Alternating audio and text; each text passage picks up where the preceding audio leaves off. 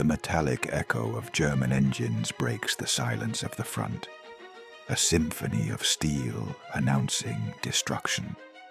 From the western borders to the depths of the Russian heartland, the tanks of the Third Reich carve relentless paths through the vast steppe, their iron tracks crushing not only the land, but also the dreams, hopes, and futures of millions.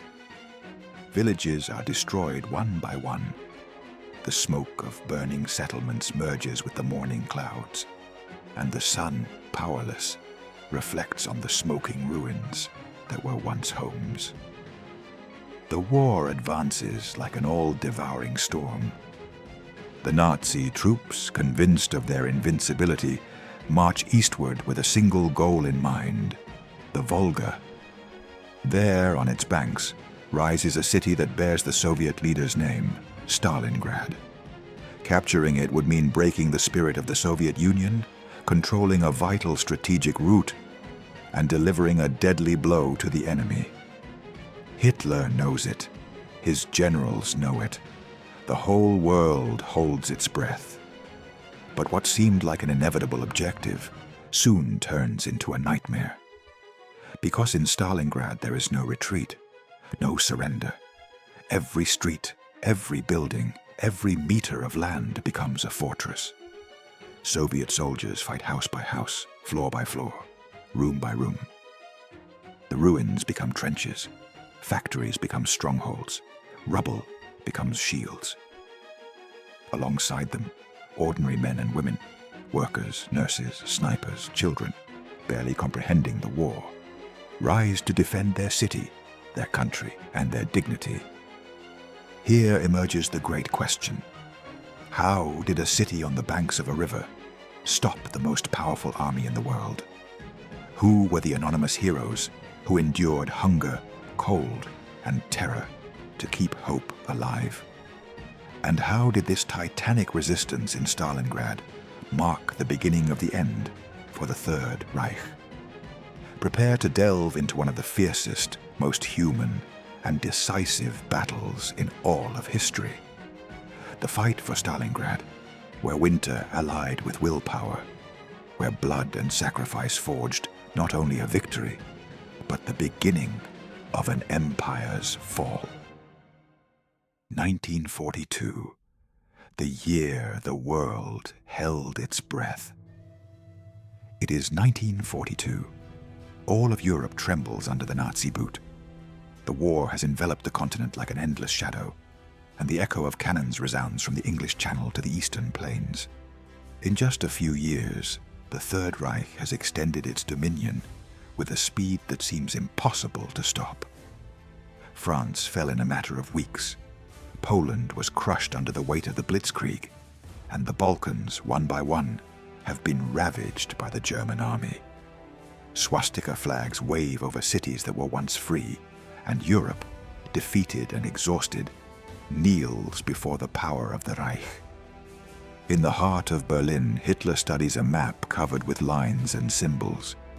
His armies dominate almost the entire continent, but his ambition knows no bounds. His gaze turns eastward, toward an enemy he has always despised, toward the vast and immense Soviet Union. A land of infinite distances, relentless winters, and seemingly inexhaustible peoples. There, the Führer sees not only an ideological threat, but a colossal prize: resources, space, and glory. The operation receives a name that will go down in history with the weight of tragedy: Operation Barbarossa. The plan is simple and brutal. Invade the Soviet Union, destroy its army, and take control of the country within months. Trains loaded with troops, tanks, and artillery depart for the Eastern Front. It is the largest land invasion ever undertaken by man. Millions of soldiers cross the border in a torrent of fire and steel. Within weeks, German armies advance hundreds of kilometers, leaving a trail of destruction and death in their wake. The front becomes immense, almost incomprehensible. From the frozen north to the southern steppes, The combat stretches across thousands of kilometers. Villages are razed, cities bombed, and fields burned to dust. Columns of smoke rise into the sky, and the sounds of engines, gunfire, and explosions merge into a constant roar. The objective seems clear: seize the southern resources, oil, grain, steel, and cut the Volga River, the artery that connects the entire Soviet nation, the vital channel through which the life of a vast country flows. If the Volga falls, the heart of the Soviet Union would stop beating. But amid this devastation, when all seems lost, the Soviet people respond.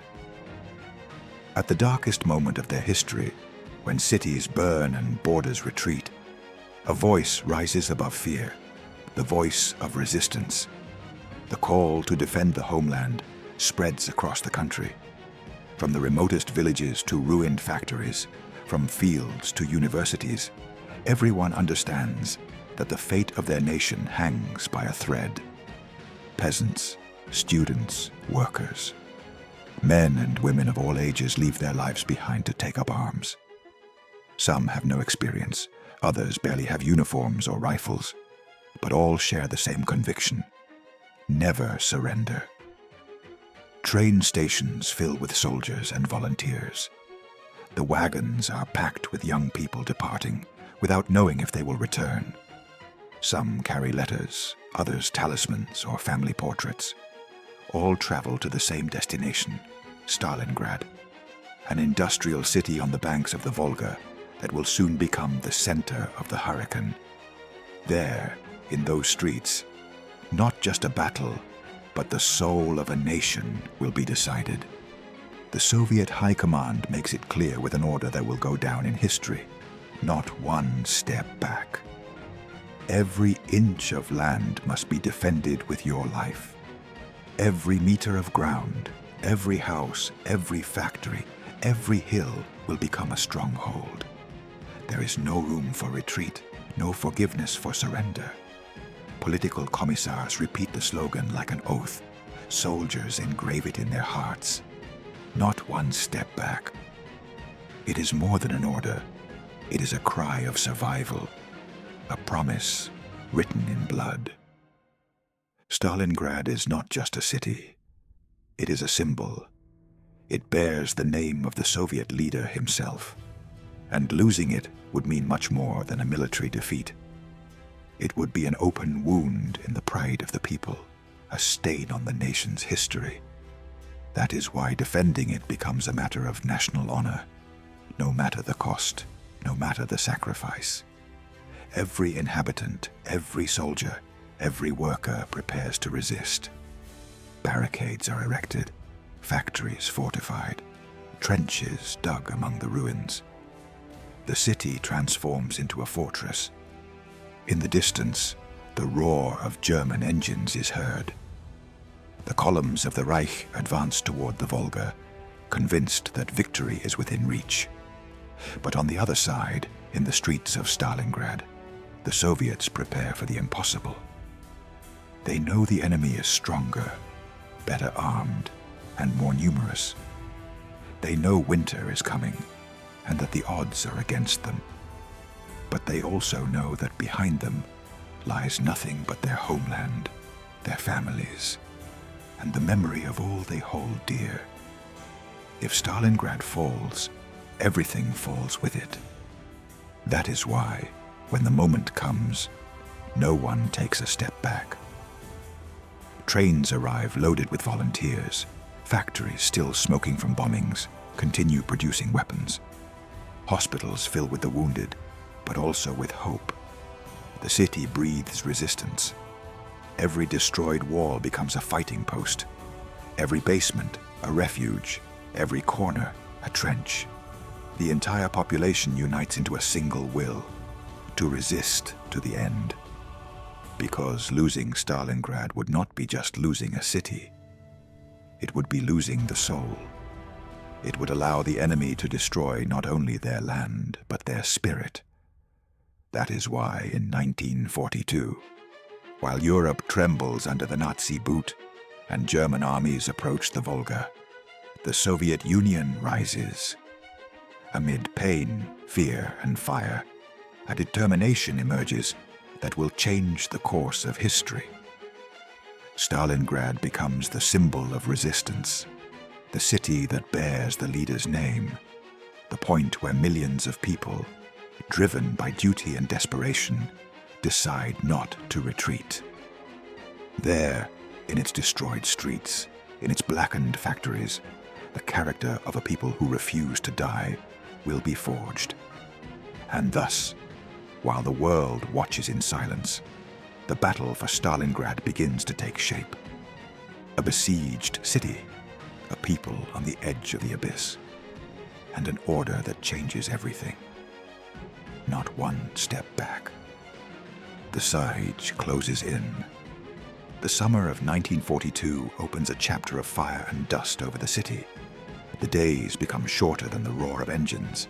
The skies, once open fields, transform into steel pathways that vomit bombs without pause.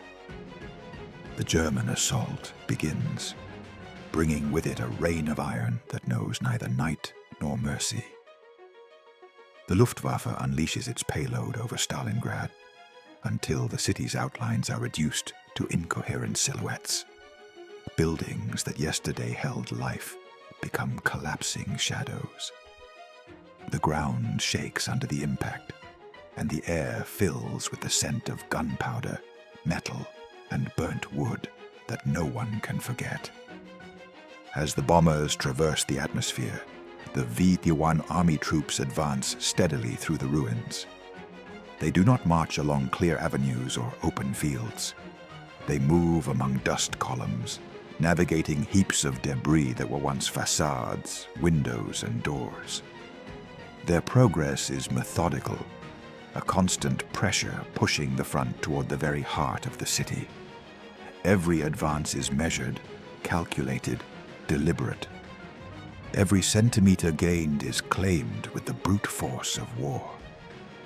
Streets that may once have been arteries of daily life are filled with smoke and ash. The ash falls like gray snow covering uniforms and faces, settling on charred cars and sinister piles of belongings.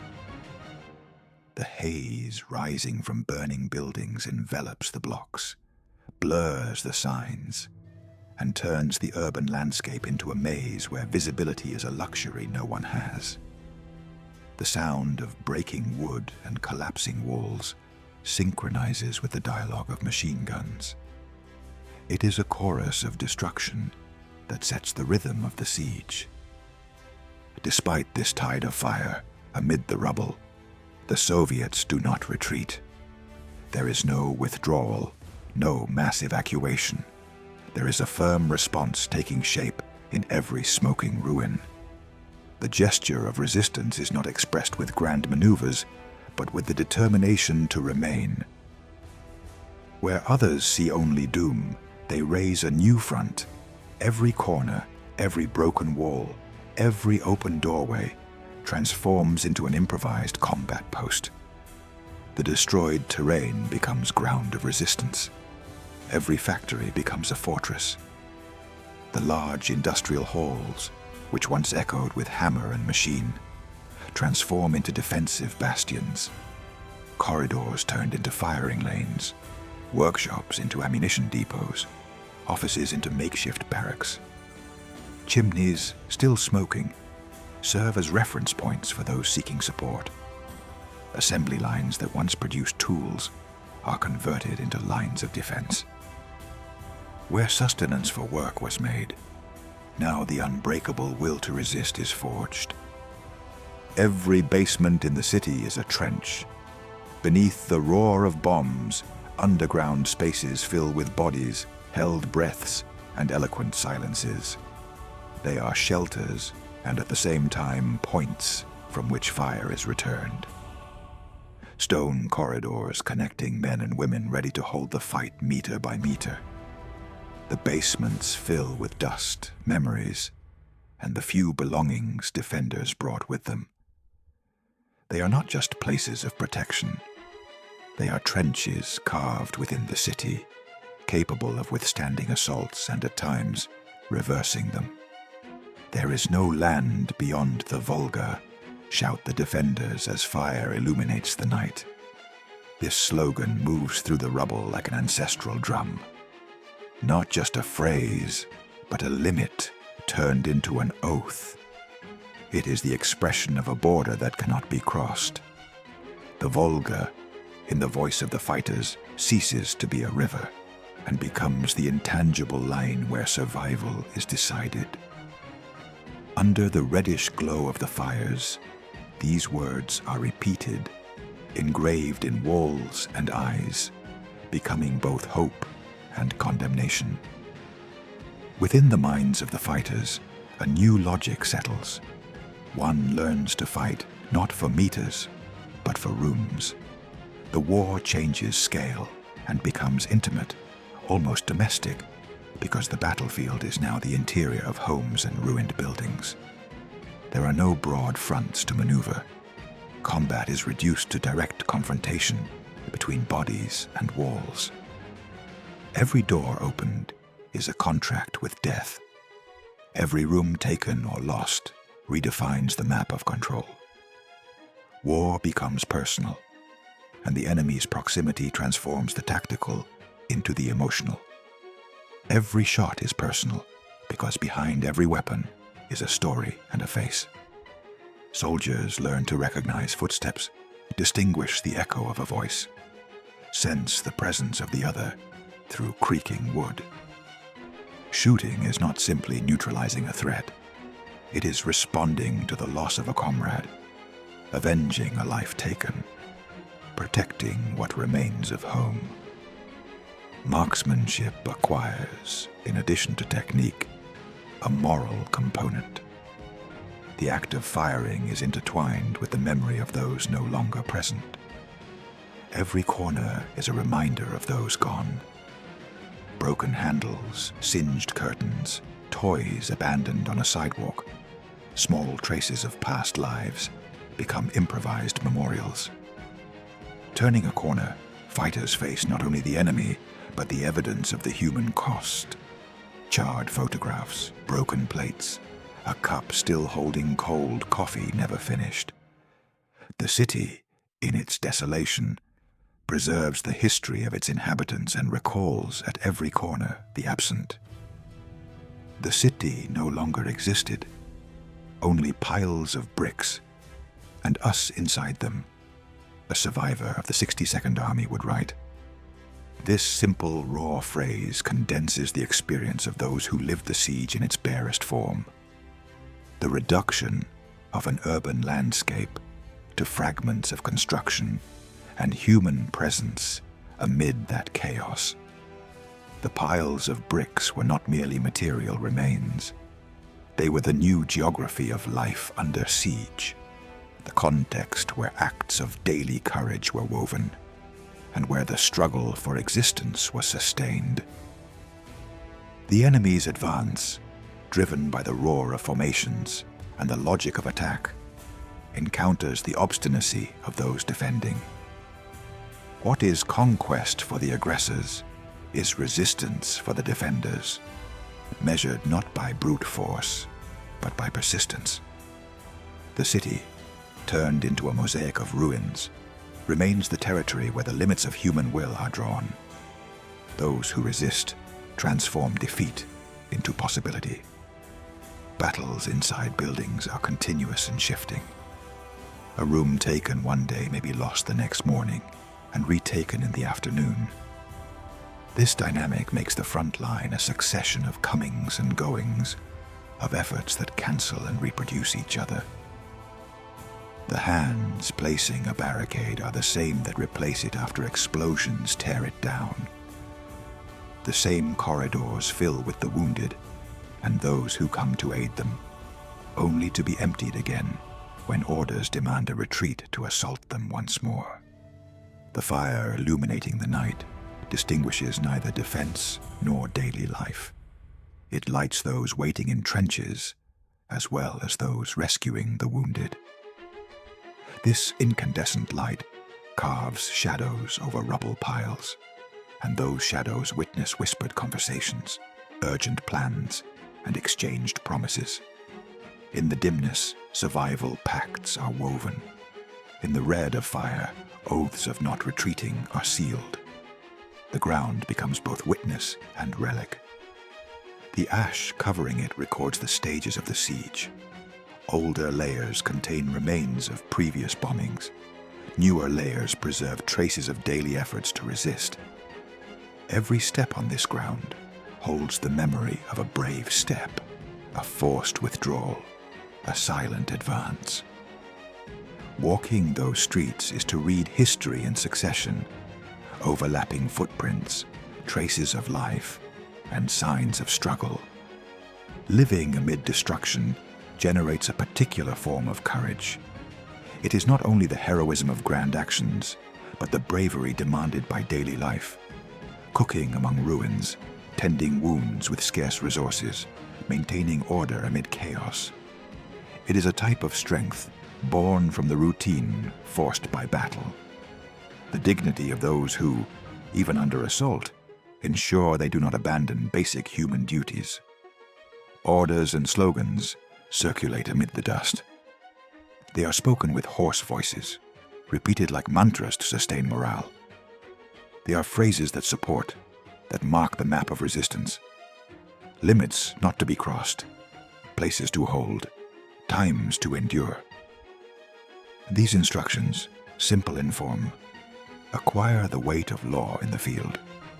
To obey them is to remain. To disobey is to lose not only ground, but collective hope. Relationships between combatants and civilians blur in this context. Roles mix and overlap. Workers and soldiers share trenches.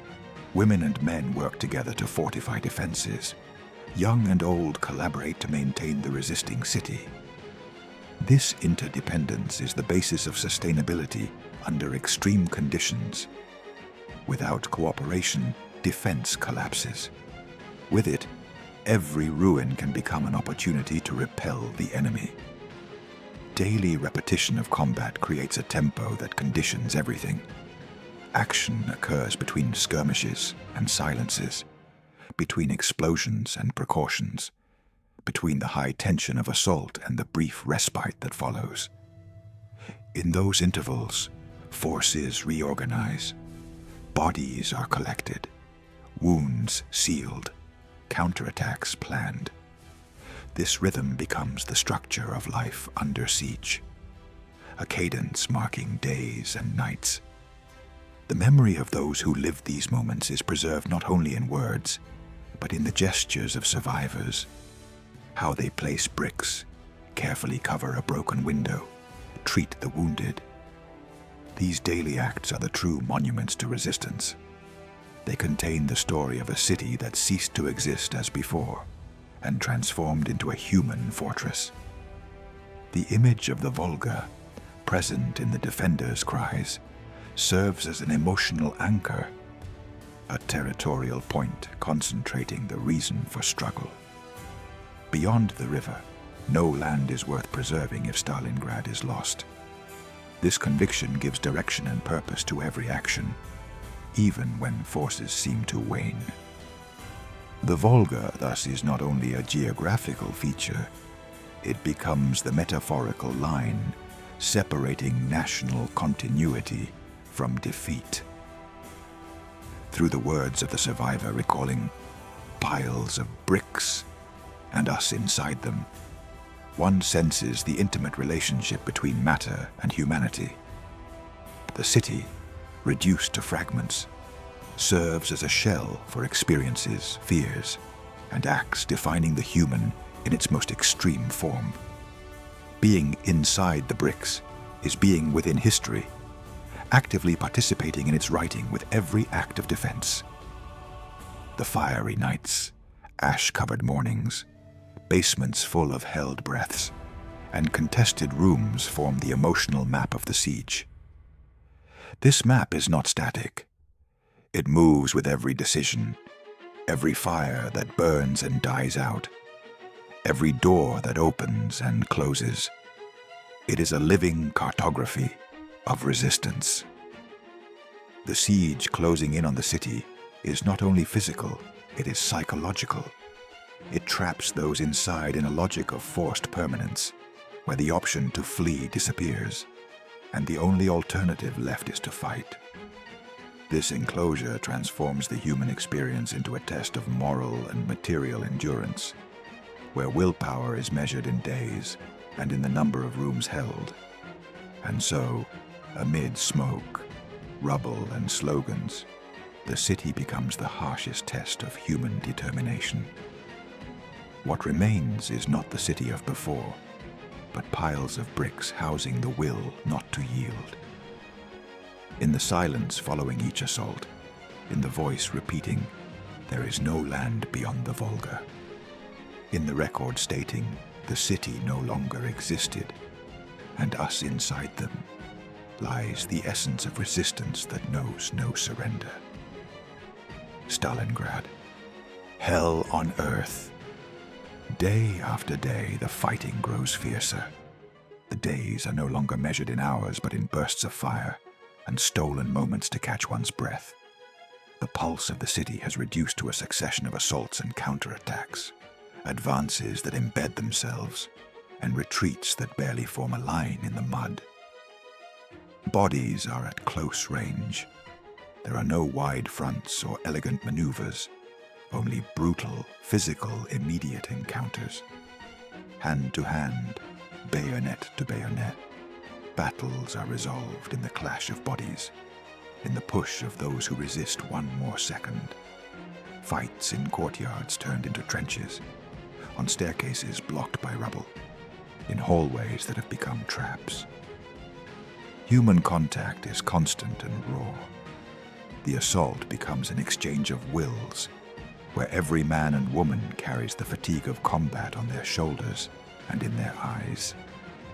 Soldiers fight hand to hand in the tractor factories, in grain warehouses, in the flooded basements of the city center. The enormous industrial halls, with twisted beams and silent machinery, have become arenas where survival is decided. Among destroyed assembly lines and piles of twisted iron, maneuvers are close range.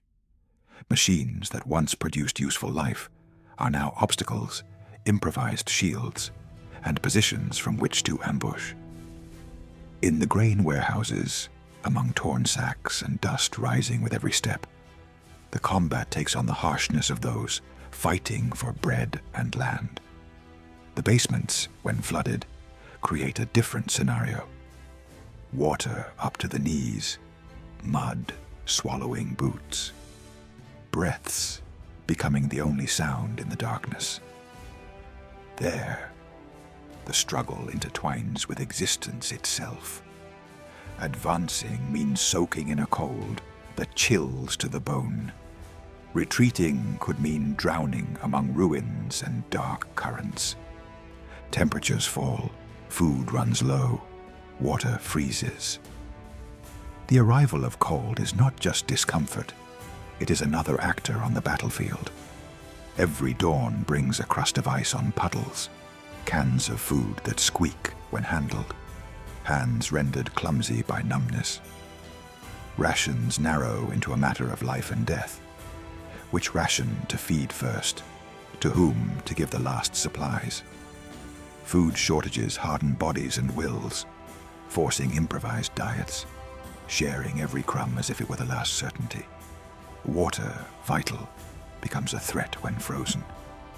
Canteens hang with a layer of ice, and usual sources no longer flow. Sleeping, moving, aiming. Everything becomes complicated when cold bites. Daily survival demands ingenuity and renunciation of the minimal comfort that once existed. We slept among corpses to avoid freezing, a Soviet sergeant would recall. That sentence is not literary decoration. It is the raw description of a practice born from desperation and the most brutal practical sense. At night, the residual heat of a body and the protection of the human mass become a refuge against frost. Shifts to maintain warmth, bodies huddled among rubble, breaths forming a living chain. All this composes an image where death and life merge in a logic of urgency. The gesture, approaching the body of a fallen comrade to avoid dying of cold, embodies the harshest contradiction of the siege, humanity clinging to life by relying on the proximity of death. The Germans call this place the Rat's Nest. That name, spoken with the cold cunning of an invader recognizing a trap, reflects the nature of combat fought there. The city reduced to rubble acts as a labyrinth, favoring those who know every corner and basement. Defenders hide and stalk in terrain that becomes treacherous for the attacker. The enemy appears and disappears among the shadows, ambushing from tunnels, chimneys, or wall openings. It is a strategy that exploits the fragmented city, emerging from a sewer, peeking from a chimney mouth, appearing behind a cracked wall, to fire and vanish again. These movements turn the city into a container of traps, a network of hidden paths leading to unexpected ambushes. Here, the line between man and machine dissolves. The soldier is no longer merely a weapon operator. His body synchronizes with the weapon until the act of shooting becomes a conditioned reflex. The machinery of war, guns, machine guns, mortars, integrates into the rhythm of those who operate it. Recoil, noise, maintenance routines become part of daily life. At the same time, remnants of civilian machines, lathes, levers, engine parts, are reused as barricades, firing levers, supports for improvised defensive positions. Technique and flesh intertwine. The process of firing, reloading, repairing, and holding the weight of the rifle for hours turns a man into a link in a larger mechanism. Fear becomes routine. Initial sensitivity to the roar and death transforms into a type of adaptation. The eyes learn to ignore the constant noise. Breathing normalizes in sync with explosions, and anxiety is rationed in small doses to function. However, this adaptation does not equal insensitivity. It is rather an emotional survival strategy, allowing action when panic would be fatal. The habituation to fear is both a triumph and a tragedy. It ensures temporary existence, but wears down human essence with each episode of violence. The shot often becomes reflex. Movements automatize until responding to a threat is nearly mechanical. Perceive, aim, fire. This automation results from training and incessant repetition. It allows one to endure assault after assault without the body collapsing from tension. Yet every time the finger pulls the trigger, the moral and emotional weight of the action remains. "I never became desensitized," confessed a Soviet sniper. "Every shot cost me something." The statement reveals that despite repetition and the need to turn the act into an automatic response, the internal cost is real and cumulative. Each hit, each inflicted death, is etched in the conscience. The shot leaves a mark on the soul, even when the hands no longer tremble. The sniper's account highlights the central paradox of urban combat. Technical effectiveness does not remove the emotional burden. Being precise, waiting for the exact moment, timing one's breath for the bullet to find its mark, all require discipline and calm. But behind every success is a private cost. The shooter returns to their position knowing they did what was necessary, feeling increasingly that every action extracts something from their humanity. This loss often manifests not in words, but subtly in the gaze, a new distance from memories before the war. Stalingrad becomes a symbol, the city ceases to be a collection of streets and buildings and transforms into a word that condenses experiences, suffering, and meaning. Its name embodies accounts of physical pain, wounds, hunger, cold, and moral suffering. The loss of innocence, daily confrontation with death. Simultaneously, Stalingrad emerges as an emblem of resistance, the persistence of those who refuse to yield despite devastation. This duality, pain and resistance, renders the city, in the consciousness of its defenders and observers, a symbol fed both by tragedy and the dignity arising from it. A word that signifies pain, resistance, and hope. In the echo of this formula lies the complexity of the operational theater. Pain as daily and unavoidable experience, resistance as a collective and organized act, hope as the force driving continuation even under adverse circumstances. Hope is not naive. It is a sustained decision, a will to nurture a possible future with present crumbs. In every act of tending the wounded, every vigil shift, every defended wall, lies the idea that life and struggle are worth preserving. Days pass in a succession of small miracles, acquiring a piece of bread, repairing a support beam to prevent a wall's collapse, dragging a comrade under fire to a less exposed corner. These everyday acts, minimal from the outside, are in Stalingrad the true milestones of the day. Keeping the warmth of an improvised stove, finding unfrozen water, securing a door with nails under a hail of bullets, all are part of the survival strategy. Every act, however small, contributes to the continuity of resistance. Human relations in this context become essential and complex. Camaraderie is quickly forged and solidified through mutual aid. Individual sacrifice gains collective value when one person's life sustains the possibility of many. Simultaneously, fatigue, pain, and loss generate tensions, reproaches, and silences that must be managed to maintain cohesion. The balance between solidarity and exhaustion determines, day by day, the capacity to sustain defense. The metaphor of hell is apt because here conditions purge life of any luxury and reduce it to the fundamentals: breathing, eating, protecting oneself, and fighting. Hell, however, is not homogeneous. It is populated with human gestures that transform it into a place where the will not to yield is exercised, where fire scorches memories and ice erases daily contours, emerges the determination to preserve what remains of the known world. This repeated determination is what transforms Stalingrad into more than a destroyed city. It becomes an active testament to human resistance.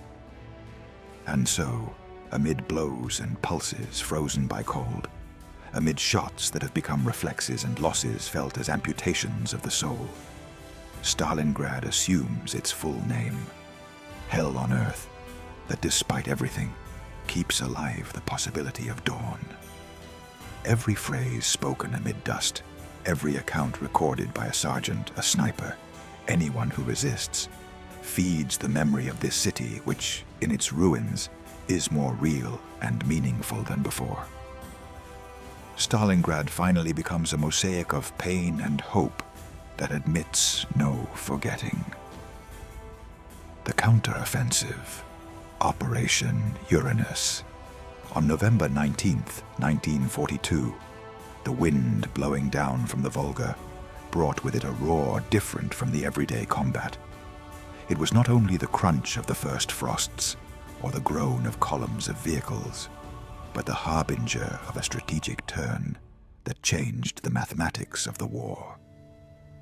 That day marked the beginning of Operation Uranus, an offensive conceived to encircle and trap what had until then seemed an unstoppable advance. The lines that were previously sustained by pressure and mobility now began to close like a steel ring around those who believed they dominated the ground. The operation unfolded with a force that allowed little time for reaction. In just a few days, the Sixth Army, once confidently advancing through the ruins, went from being the aggressor to being surrounded. The transition was abrupt and brutal, from a sense of control to the feeling of being confined in a space that shrinks day by day. What had been the operational zone became an open cell, and the landscape surrounding the besieged became hostile in two ways, not only because of the enemy pressing from outside, but also because of the climate and lack of supplies eroding the capacity for resistance. The invaders, accustomed to dictating the pace of battles, now found themselves prisoners of two executioners, winter and Soviet steel. The cold acted as an inexorable factor that understood no hierarchy. The encirclement, in turn, turned roots into cut lines and hopes into expectant silences.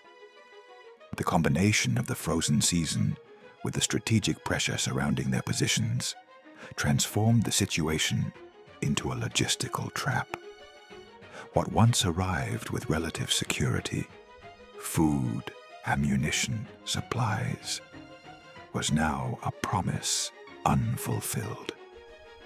"They surrounded us as if they had closed an iron trap," wrote a German officer. That image, short, metallic, desperate, summarizes the experience of those seeing space contract around them without remedy. The sensation of being enveloped in an inescapable mechanism, contained by a structure that prevents any escape, settles in the minds of men with the force of a sentence. The symmetry between the metaphor of iron and the reality of the encirclement makes the word trap cease to be rhetoric and become a diagnosis. Meanwhile, at the enemy high command, the order was categorical: resist at all costs. Hitler imposed the command not to retreat, to hold every position even as the overall situation became hopeless. This directive, however, clashed with the immediate experience of the troops on the ground. For Paulus's men, obedience became a burden, preventing tactical decisions that could mitigate casualties or preserve what remained of organization. The weight of abandonment quickly fell upon bodies and wills. It was not only a matter of political distance or lack of relief. It was the tangible sensation of being alone in front of a tightening circle. The food once distributed under rules and rations now became a daily shrinking survival ration. Ammunition, essential to sustaining armed presence, began to run out, and every lost cartridge was a missed opportunity to hold a trench, repel an assault, or protect a life. This material shortage translated into an erosion of morale. Fortitude ceased to be a real possibility and became an increasingly elusive aspiration. In the frozen faces of the besieged, one could read a resignation not born solely of the cold. The hardened expression accumulated nights without sufficient food, hopes dissolving over days, glances no longer seeking orders, but confirmation that a way out still existed. Resignation was visible in hands moving more slowly, in voices fading, in the decline of laughter that once embraced the group. It was a weight felt in face and posture, making moments of lucidity more fragile and improvised reactions costlier. In the frozen silence of the siege, the minds of the besieged became a territory of contradictions. Pride, fear, and blind obedience coexisted and clashed daily. Pride, the identity component that in times of victory fueled morale, now clung to remaining discipline and status. Men held onto pride as a way to maintain dignity in the face of collapse. Without it, the sense of defeat would be premature surrender. Yet that pride coexisted with fear. A fear not only physical, the cold, hunger, death, but existential. Fear of being forgotten, of no rescue arriving, of vanishing from the historical map. Blind obedience, for its part, was neither uniform nor permanent. It was a reaction maintained by some out of faith, others by discipline, and others by inertia. Following orders could become the last way to sustain belonging to something greater than mere survival. However, obedience, in the prolongation of suffering, developed cracks. The firmness of conviction weakened with each day without relief, with each decreasing ration, with each shot unfired due to lack of ammunition. Each passing day eroded faith in the Führer a little more. It was not necessarily a sudden renunciation or overt betrayal. It was slow erosion, an accumulation of doubts infiltrating the mind as promises of support went unmet by real aid. What had been sustained by the image of supreme leadership began to appear as a tale inconsistent with the daily experience of cold, hunger, and solitude. Trust, like ammunition, depletes with constant use and is not always replenished. In rooms and trenches, on guard and at advanced posts, acts of firmness and exhaustion alternated. Some maintained composure with near mechanical discipline. Others, more vulnerable, revealed the cracks left by prolonged waiting. Living with deprivation prompted decisions that would not arise in times of abundance. Even stricter rationing, task distribution, preserving essentials, protective silences against others' suffering. These internal dynamics defined the quality of resistance in the absence of external support. The image of men surrounded, forced to endure the combined weight of climate and enemy pressure, gained symbolic significance. They were no longer merely trapped soldiers, but a representation of what happens when a confident force is contained by opposing will. This representation is both historical and human. It reflects the dialectic between offense and defense, between confidence preceding advance and isolation following encirclement. The lack of resources was not only a material problem, it was a collective body affliction. Hunger and ammunition shortage inhibited operational capacity. Fatigue and cold reduced alertness and initiative. This decay manifested in coordination, response capacity, and decision quality. With each passing day, the act of resistance seemed less a strategic maneuver and more a survival practice consuming those who engaged in it. Even brief testimonies returned the rawness of the experience. The metaphor of the iron trap, the reading of resigned faces, the sensation of abandonment against unyielding orders to resist.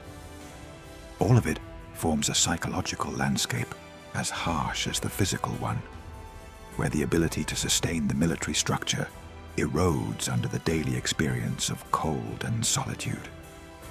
The combination of these factors, encirclement, climate, scarcity, immovable orders, forms the matrix defining the experience of those trapped.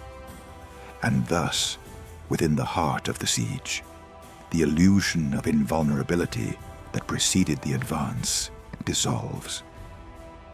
The different roar brought by the Volga with Operation Uranus is not just the sound of weapons tightening the encirclement.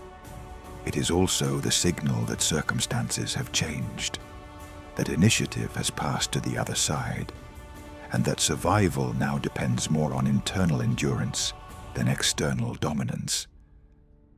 In this turn, the mind of the besieged becomes the most sensitive terrain, where loyalty to orders, personal dignity, and the capacity to continue fighting are at stake each day, slipping ever further from their grasp. The siege and the agony. Winter falls over Stalingrad like an executioner. The city, already chewed by fire and turned into a landscape of ruins, now receives another sentence. Ice. Temperatures drop to 30 degrees below zero, and that cold is not just a meteorological fact. It is a force that pierces skin, bones, and wills. The air cuts like a blade. Breath becomes visible in white clouds that dissipate without warmth, and every movement turns into an additional effort. Cold invades everything. Boots harden, hands become clumsy, uniforms turn into insufficient shells. In that frozen landscape, the logic of war transforms. It is no longer only about shooting and advancing, but about containing the deadly cold surrounding the bodies.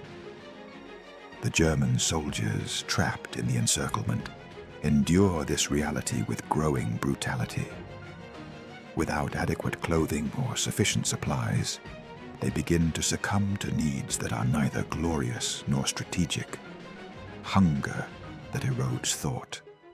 Sleep made elusive by the pain of frozen fingers, and accumulated fatigue turning every vigil into torture.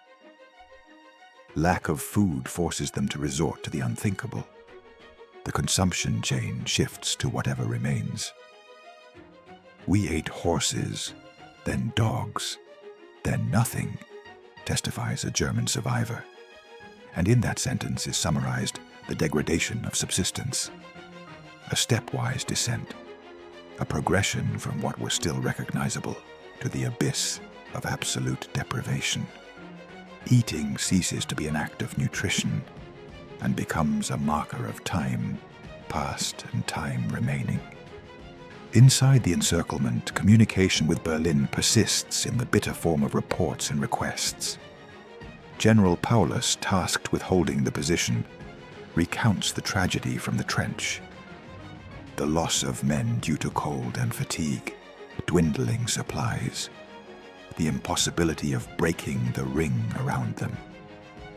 His reports attempt to translate into words the inexpressible suffering, to describe the magnitude of physical and moral wear his unit endures. But those words collide with a response that does not consider the measure of disaster. The immovable order not to surrender. Hitler responds with arrogance, and a command as sharp as it is merciless. The Sixth Army will resist or perish in Stalingrad. There will be no surrender. These words, dictated from the distance of power, define a policy of immobility, a refusal to contemplate withdrawal or negotiation. The phrase carries an extreme choice that forces troops to sustain the unsustainable. It turns the situation into a test of loyalty measured at the cost of life. For those besieged, the order fits like a straitjacket. Complying means accepting the progressive deterioration of conditions to exhaustion. Disobeying would imply betrayal of a hierarchy that forgives nothing.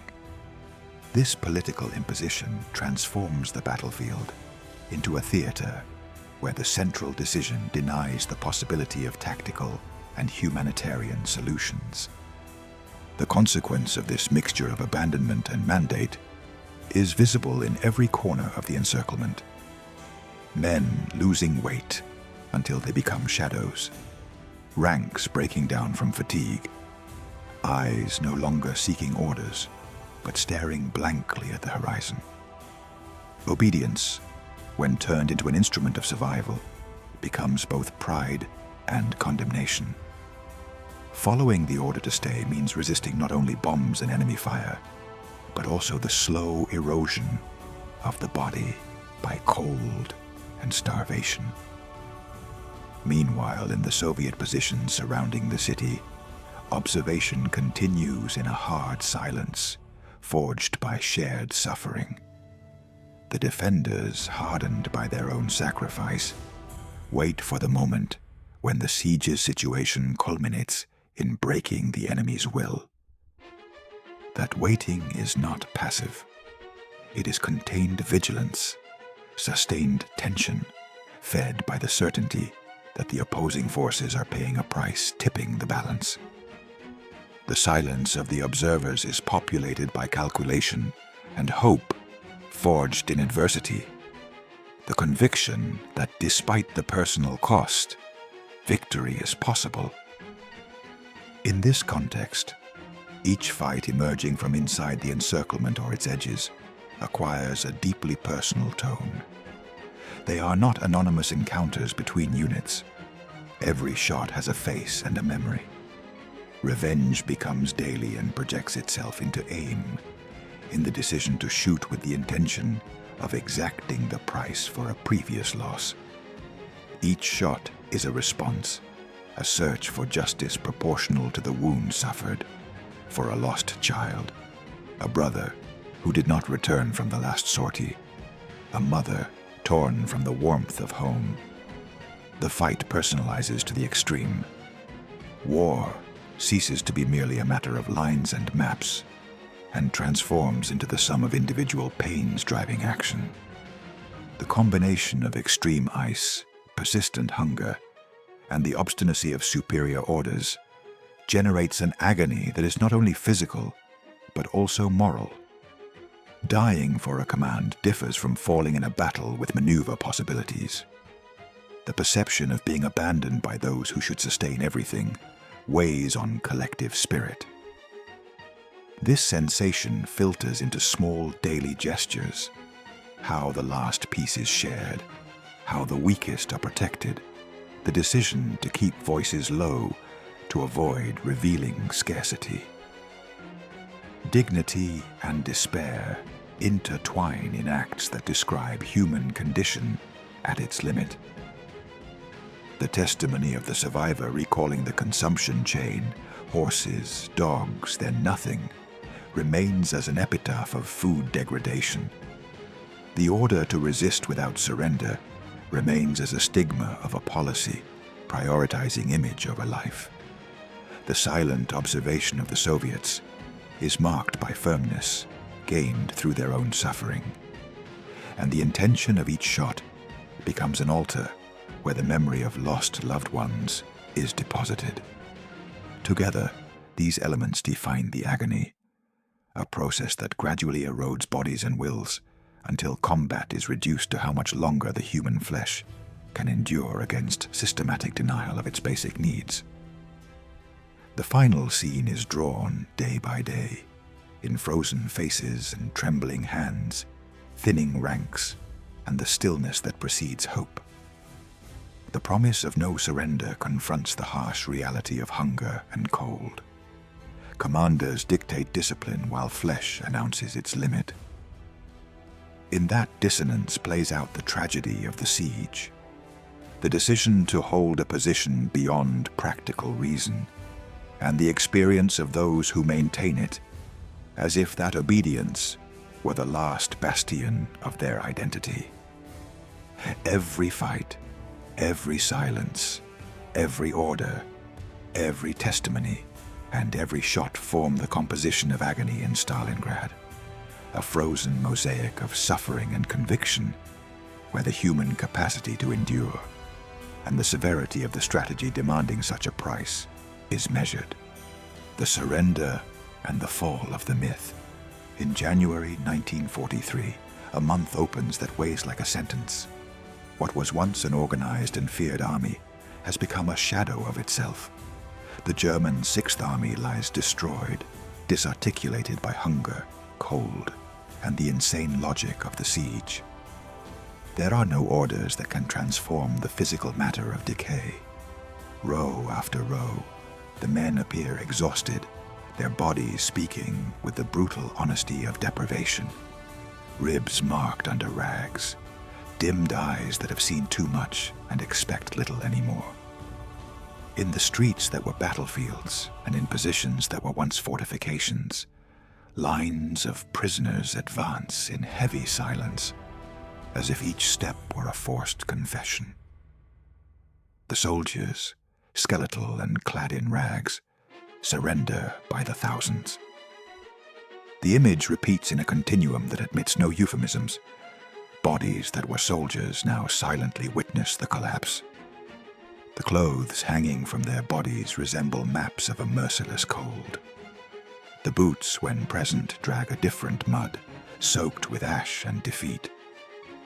Surrender ceases to be an individual act and becomes a human tide. Columns surrendering, groups waiting to be registered, voices no longer claiming honor, but a breath of relief. The massive capitulation is the visible expression of what for months had been an intimate and collective process of wear. On February 2nd, in an act that symbolizes the culmination of this degradation, General Friedrich Paulus capitulates. The date stands as a breaking point, a line separating the prolonged agony of the Sixth Army from the formal acceptance of its defeat. Capitulation is the gesture that formalizes what the eyes already knew. Resistance has turned into surrender, obedience into submission, and the machinery that was supposed to sustain the offensive has been reduced to bodies awaiting instructions for an uncertain fate. At that moment, the remaining pieces recognize that the contest is over for them. The symbolism of surrender traverses not only the army, but also the narrative of strength that had surrounded it. The city is a cemetery. The word is not hyperbole but fact. Streets, squares, ruined buildings, basements, and factories contain the remains of lives, interrupted plans, and truncated stories. The rubble is not only material, it is memory. Every ruin preserves traces of what was a home, a shop, a school, a daily life forcibly sifted through by conflict. In the landscape, human forms blend with the remains of the city. The transformed urban space functions both as a burial ground and as a visible chronicle of the price paid for resistance. But amid the rubble flies the red flag. That image, the intense red cloth rising over the ruins, serves as a sign more powerful than any report or casualty list. The flag, raised without grandiose ceremonies, represents the affirmation of a victory won amidst suffering. The color contrasting with the ash, the fabric waving over what remains of buildings and streets. Its presence signals that, despite the devastation, something has changed irreversibly. The symbol of resistance is shown aloft, visible to those who can still look, to those arriving to witness the outcome. Stalingrad has been liberated, announces the Soviet radio. The phrase, transmitted over the airwaves, travels across the country and acts as a sonic certification of the concrete transformation in events. What was a siege is now officially recognized as liberation. That broadcast is not mere news. It is the proclamation of closure in the city's history, the audible confirmation that the suffering city has reached a possible conclusion. The radio's words become a refrain, repeated and spreading. For many listeners, the phrase synthesizes months of sacrifice and the arrival of the moment when resistance produces tangible results. The victory is total. It is not a partial calculation or a statement confined to a sector of the map. The expression captures the magnitude of the blow to the enemy's morale and operational capacity. To say the victory is total implies that what was achieved surpasses mere territorial recovery. It implies that the representation of invincibility that accompanied the aggressor has been broken. Within that synthesis lies both the operational value of success and its psychological impact on observers, and those who had previously believed in the opponent's invulnerable strength. The myth of German invincibility is broken forever. This rupture is not a decorative event. It dismantles a belief that had until then sustained offensives, strategies, and confidence. When such a myth is shattered, the implications transcend the specific battlefield. They spread perceptions, alter expectations, and reconfigure how actors in the conflict see themselves and the enemy. The fall of the myth is, therefore, part of a broader triumph. It is no longer merely about recovering a geographical point, but stripping the opposing machinery of its invincible aura. And the echo of that defeat will reach Berlin. The resonance of the blow dealt at Stalingrad is not confined to the city or region. Its reverberation reaches the enemy's center of power. The defeat, inscribed in the capitulation and in the images of prisoners and ruins, travels to the places where decisions and expectations sustaining the war are made. That echo not only communicates material loss, but announces a political and psychological shift that will project over time and territory of the adversary. It was the beginning of the end of the Third Reich, a captured German general would declare years later. The phrase, spoken by someone who once belonged to the defeated structure, contains a retrospective reading connecting the specific event with a broader historical sequence.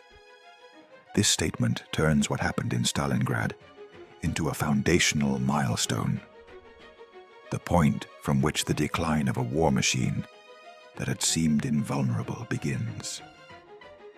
Spoken by a captured general, the declaration gains particular moral authority. It is not only the voice of the other narrating from outside, but that of someone who suffered and recognizes in defeat their own breaking. The surrender and the fall of the myth ultimately inscribe Stalingrad in collective memory as an event that admits no neutral interpretation. What occurred there is simultaneously the acknowledgement of extreme suffering and the demonstration that tenacity can transform the course of a conflict. The images of prisoners of the red flag and of the radio announcement form the symbolic triangle summarizing the conclusion. Bodies that ceased fighting, an emblem that rises, and a voice proclaiming change. Amid the rubble, in the silent procession of those surrendering, and in the flag waving above, the harshest lesson is delineated. War not only wins battles, it also destroys narratives and forces enemy narratives to be rewritten. In that rewriting lies the fall of the myth and the act of capitulation, and in that act resides the inscription of a turning point that from January 1943 and February 2 as key dates marks the passage from offensive to historical reversal. Thus, in the remaining pages of that season, the victory achieved amid the city's cemetery becomes the planning of a before and after. The mass surrender, Paulus's formal capitulation, and the proclamation of liberation converge in a closure that is not only military, but also symbolic. Stalingrad, in its destruction and its victory, becomes a reference point, and in that reference remains the certainty announced by the voice of the captured general.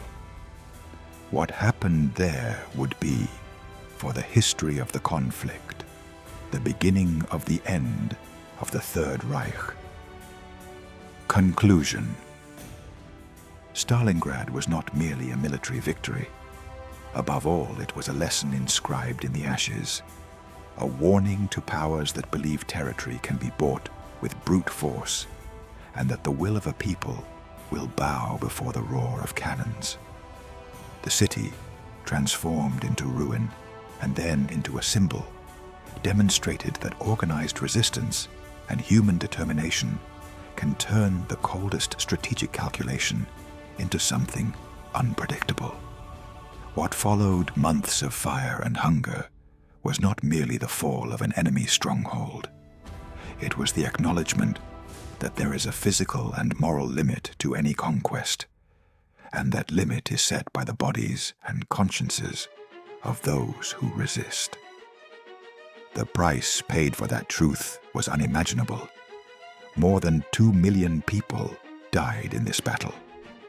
that colossal and painful figure, cannot be reduced to statistics because each number contains a life, a face, a truncated story.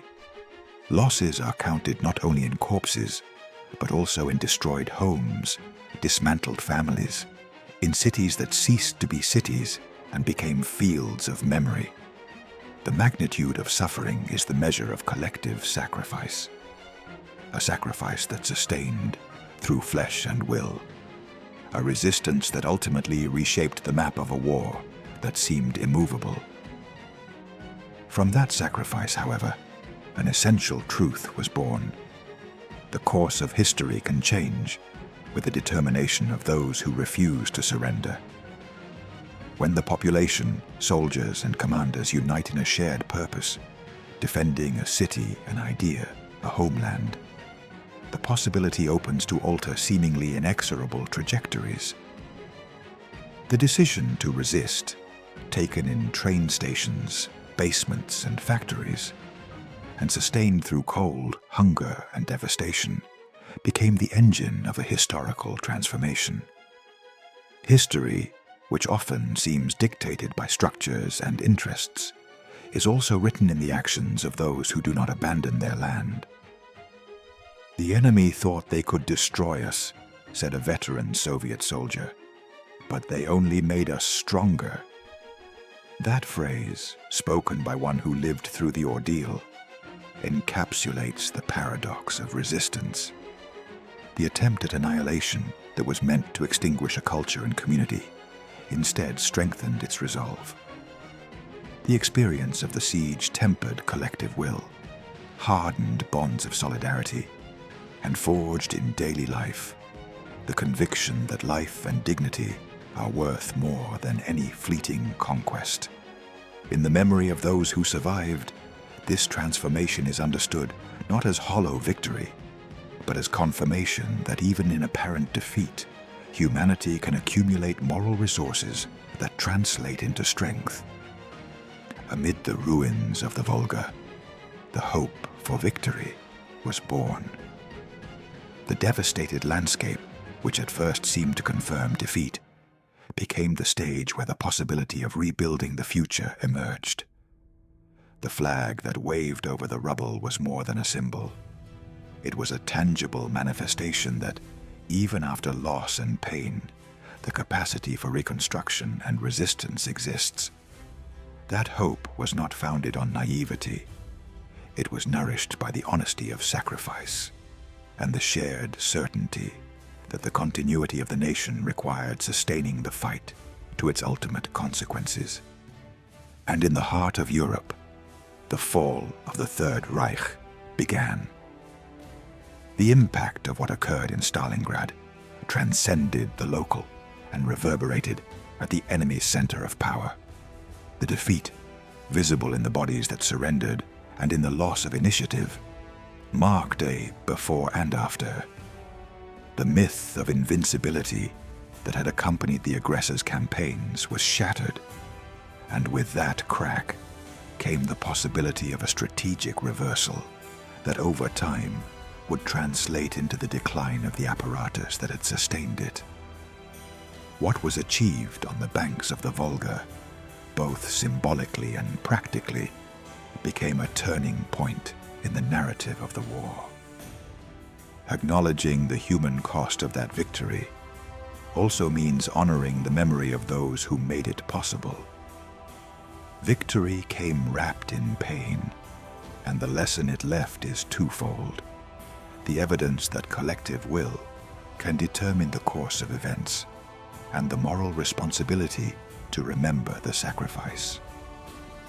Keeping that memory alive means not only recalling dates or events, but understanding the value of solidarity and resistance in the worst circumstances. The evocation of Stalingrad, therefore, becomes an exercise in respect for those who gave everything, and a warning to those who forget that war exacts an incalculable human price. The city, which was a battlefield and then a symbol, leaves us a clear teaching. Apparent defeats can become strength when collective determination is organized and sustained. That truth is not abstract. It manifested in concrete practices: the house-to-house defense, the bond between civilians and combatants, the stubborn refusal to yield an inch of ground that fed the possibility of a result surpassing the purely military. In that fabric of daily acts, the narrative of victory was written, and in that continuity lies the explanation for why Stalingrad became an unrepeatable milestone in the history of war. Between memory and history, Stalingrad persists as a reminder that no war machine can indefinitely crush the spirit of a people determined to resist. There, on the edge of the Volga, a truth was forged that endures. The attempt to destroy a people's will can instead cement their capacity for resistance and collective destiny. That is the price, and at the same time, the gain left by the battle. The awareness that dignity and collective will are elements capable of redirecting history. If this story has reached you, do not forget to subscribe to the channel, leave a like, and comment if you enjoyed the video. Your support helps us continue sharing more stories that deserve to be remembered.